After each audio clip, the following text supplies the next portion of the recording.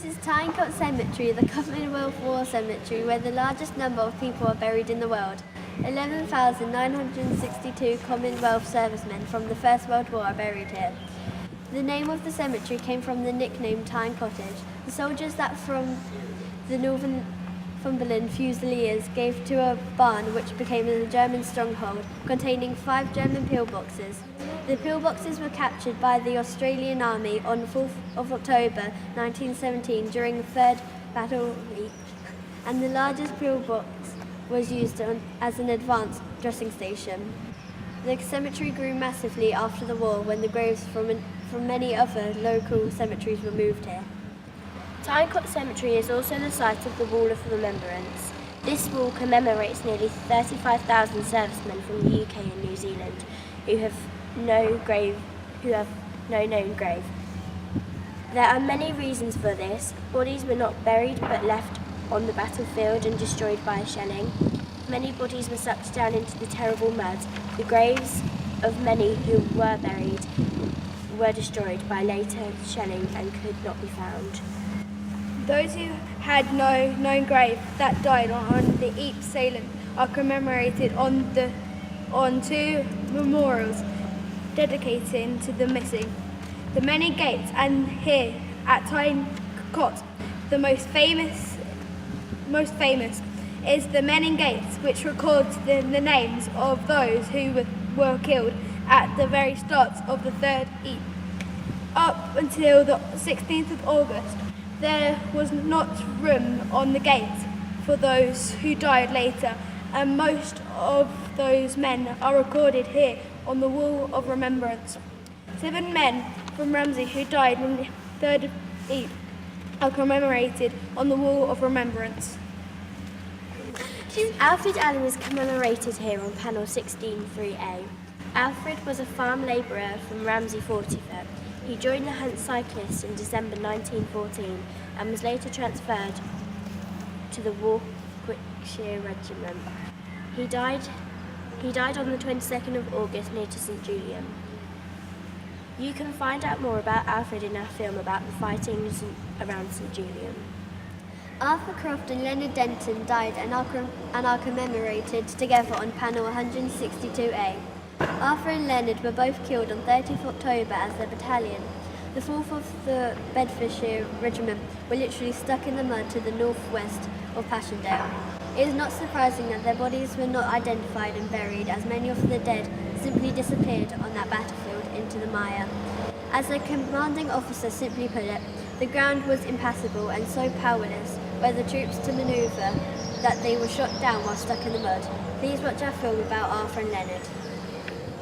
James Dawkes is remembered here on panel 148.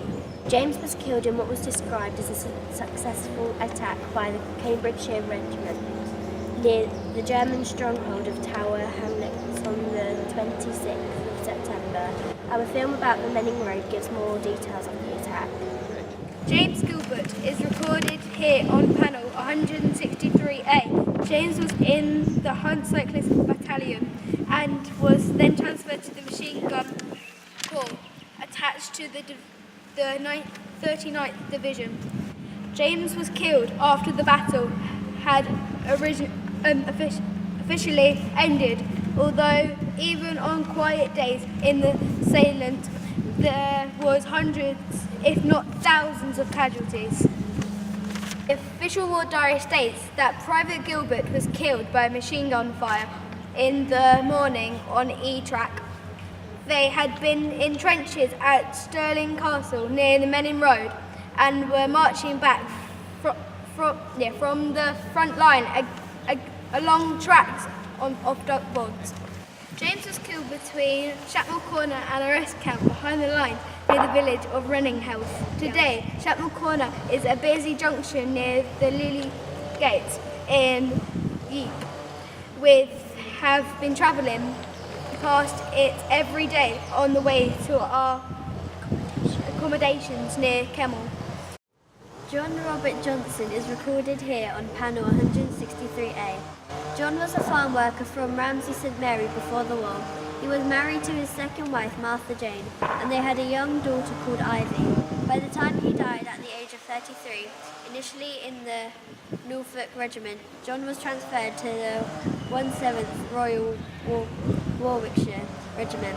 John was killed as his battalion was withdrawing from the line near Capel, just north of the town Ypres. Cecil George Pettit is also recorded here on a panel, 163A. Cecil was also a farm worker and lived in Oil Mills Road in Ramsey with his parents and 5 brothers and sisters. Along with many from the area, he joined the Hunts Cyclists at the beginning of the war and was transferred to the 8th Royal Warwickshire Battalion. By the time of his death, he had been promoted to the Lance Corporal. He died on another terrible day, the 27th August, north of St Julian, near a strong point called Springfield. You can find out more about what happened in our film about St Julian.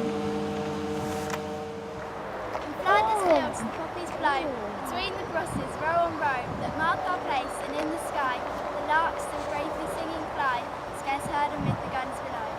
We are the dead, short days ago, we lived, felt dawn, saw sunset glow, loved and were loved, and now we lie in Flanders fields. Take up our quarrel with the foe, to you from failing hands we throw, the torch be yours to hold it high, if you break faith and thus you die, we shall not sleep, though poppies grow in Flanders fields.